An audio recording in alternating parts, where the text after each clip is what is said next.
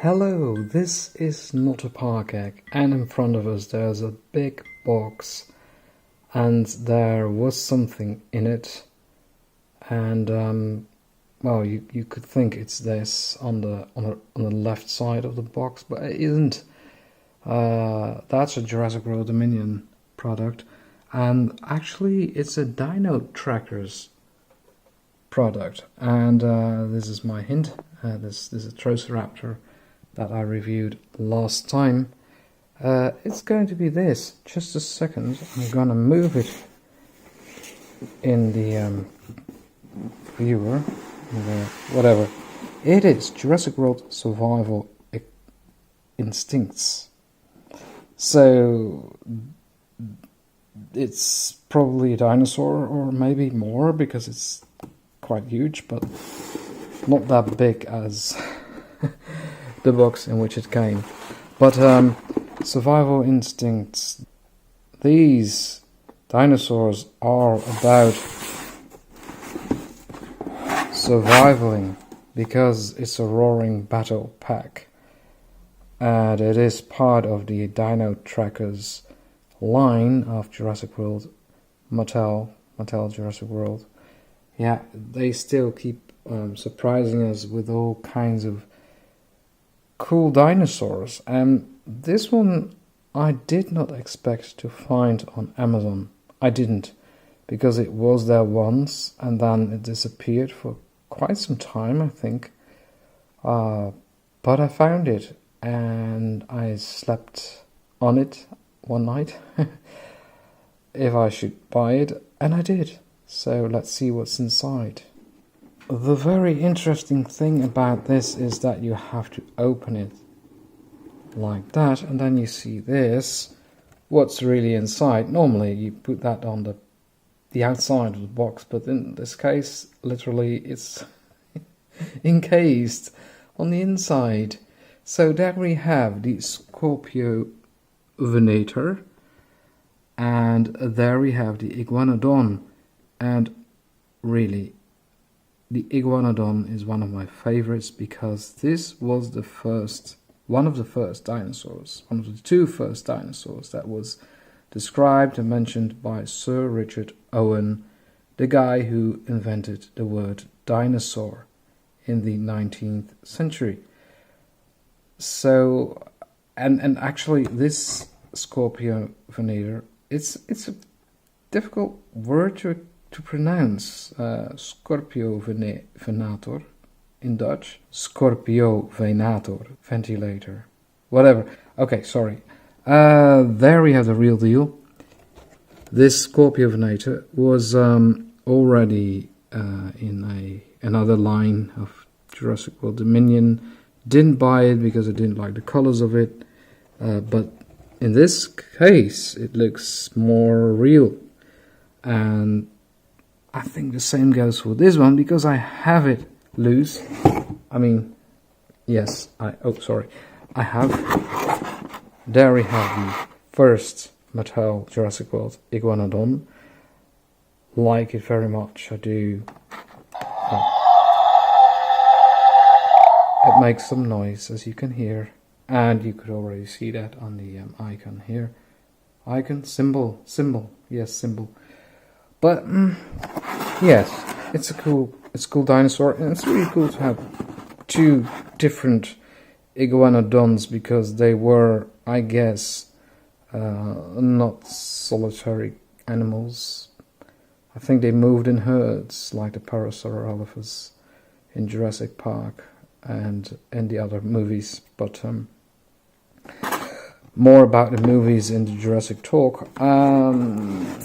Back to these. Well, they can fight each other, which is fun, maybe.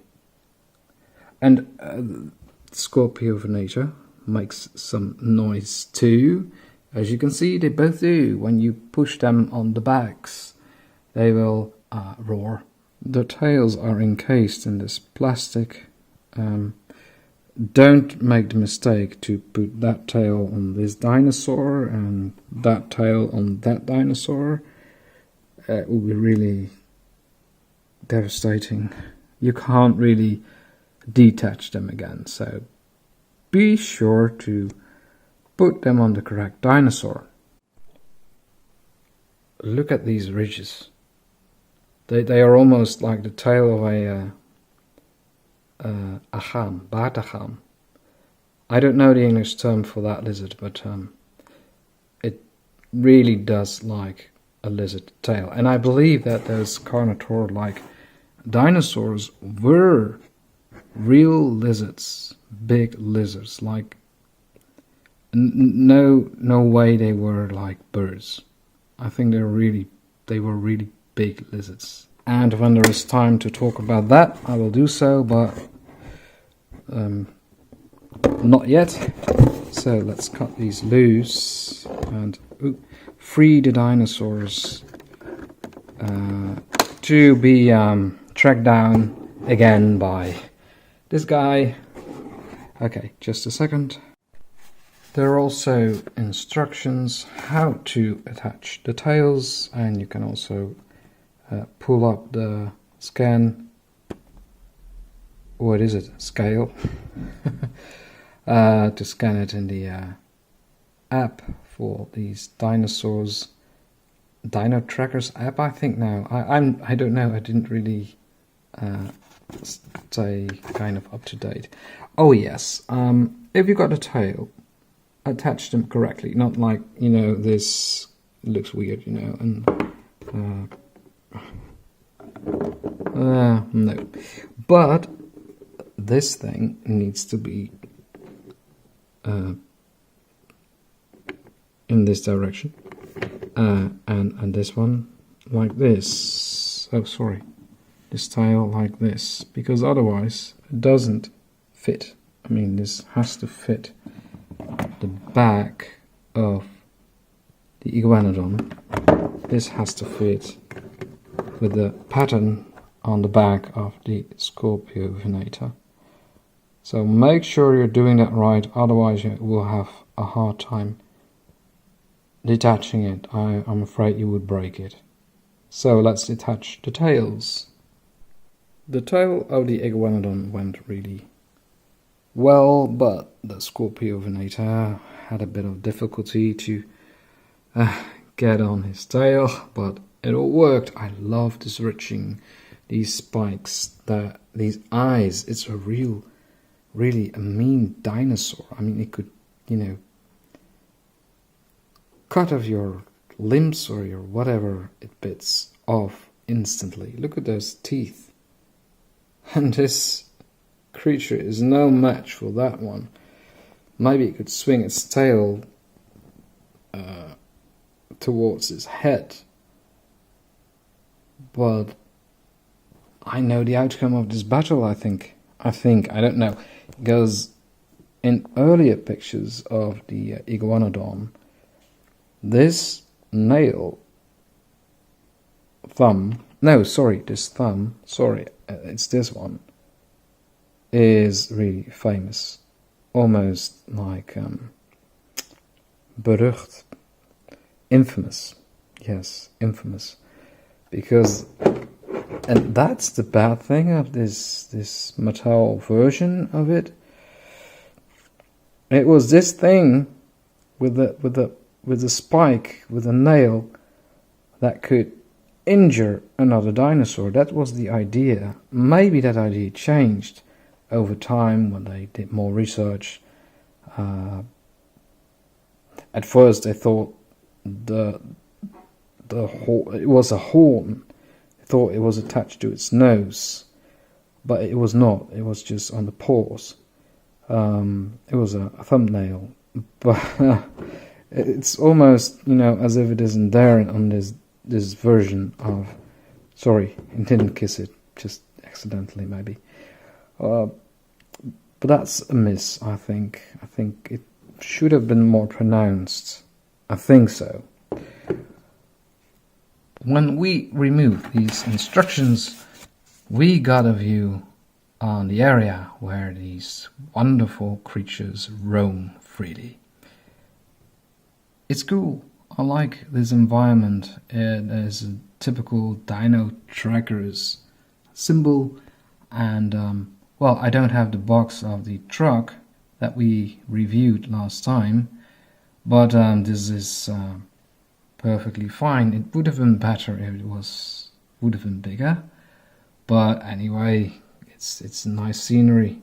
Definitely is. You can see it already happening. A Atrociraptor running through this almost Atacama Desert like area. The Atacama Desert is in Chile. There were reports coming from there that creatures like velociraptors were running there during the night. Well, people that call themselves experts say it's a rhea, kind of ostrich creature, but the eyewitnesses really do tell another story, and I don't know what will be true. And I have to say, the last scene of Jurassic World Fallen Kingdom, when Blue was racing through that desert-like area and stopping on a spot where he could have this view, this extraterrestrial village view. It reminded me of that urban legend, urban story. So how does it work? Like this. He's a bit wobbly, as you can see, but it stands, so that's cool. Now it's the Iguanodon's turn. Oop. There's the Iguanodon. Cool, right? There's articulation in the head, in the feet, four paws, I don't know. What is it? The front paws. Oh man, my English. Sorry. The front paws, you can also do this, like, hello. And the legs are moving, but not in all positions. And they're not, which was really typical for Mattel. You could, with the earlier dinosaurs, you could push them outwards and even inwards, but you can't with this Dino Tracker dinosaurs. At least not with this one, and not with the Scorpiovenator. It's not possible. You can move its bulky arms. Oh, they're really muscles here, like that. The texture is great. I really love this guy, in the sense of it looks cool. Really does. You can also bend the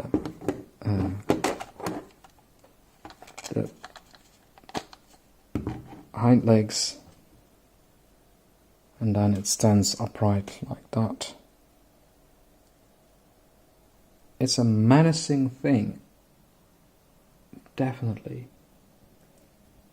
As I told you before, oh yeah, by the way, you can see those holes. Here we have the screw hole, but there's no screw hole on the side of the dinosaur, which was the case with the Hasbro dinosaurs. I will make a video about the Hasbro line one day. Not now. Oh, this detail. The ribs, this overlapping skin. Cool. Yeah, it's a real lizard. Love it. Definitely. And this Iguanodon, we're gonna give you a mate. The Iguanodon had a very small part in Jurassic World Dominion. Actually, it had a cameo or something in the prologue. It was not even in the theatrical version. Shame on that, because this was one of the first dinosaurs that got its name. Dinosaur. So, show a little bit more of your respect, please. Same way with the other Iguanodon. This is how it moves. Also, the articulation is the same. Here he says hi. That's the difference when it comes to the box. how it is in the box. Scan code is also on the back. It has a different color, and that's cool because there is diversity in color. Why not? Humans have diverse colors, skin tones. I'm brown, other people are white, and so on and so on. Let's break that dinosaur loose as well. Sorry, I forgot to show you the back of the box. It's not that interesting, actually. Shows some other dinosaurs which are available in my country now. That big Megaraptor, of course, the Sinoceratops, and the Leopleurodon, I don't know, but that marine reptile. It is available, not that abundantly, but it is available here in the Netherlands. I know it's not that appropriate to film a creature, but this is a toy from the backside. It does have already a tail. I can show it here. There is some plastic. You see that thread there? That thin thing? That's plastic, and it's coming out of its tail. So it has a very thin tail. The tail is actually attached here, and you have to pull the dinosaur from its plateau, from underneath this plateau. So we're gonna do that. So this is what I meant by it already has a tail. I think I can just pull it off and throw it away in a plastic bin. Yeah, mine too. And we can put on its real tail, like this. So, now we're even. Showcasing these dinosaurs like this, it's not that cool. And Mr. Scorpiovenator doesn't even really fit. Look. Bump. No. But the background is cool. Here we can see an iguanodon in its natural habitat, together with its mate, who is on the other side of the bush. But it's not aware of the danger that's behind her. It's in a camouflaging mode. This is a Scorpiovenator. Will it disturb the peace in which these wonderful herbivores are enjoying their meal? Will they become a meal themselves? Not when it comes to our Dino Tracker, who has, also engaged his Atrociraptor. And now, this creature is gonna fight the Atrociraptor. But our hero, the Dino Tracker, will tranquilize this big, dangerous creature. And then he falls down, obviously. Obviously. Like that. Okay, yes, this perfectly fits. This Dino Tracker truck, this Atrociraptor, the Scorpiovenator, and these two iguanodons. Clearly, for kids, this is so much fun to play with. Perfect match. Now the Scorpiovenator is gonna attack the Atrociraptor. Nah, but we have our hero. The Dino Tracker is gonna tranquilize this big... Whoa, oops. Okay. That's not gonna end well, I'm afraid. Is it? It isn't. But then, this Atrociraptor is helping his big friend and is gonna... Okay, guys, again, you can play several scenarios with this Dino Tracker set, and both. I told you in the previous scene, is lovely. It's cool. I hope you liked my video, this Dino Tracker video of this Jurassic World Mattel Survival Instinct, and this review of the Roarin Battle Pack, and also of this Jurassic World Dominion Iguanodon. This was not a park egg. Until the next time, bye bye.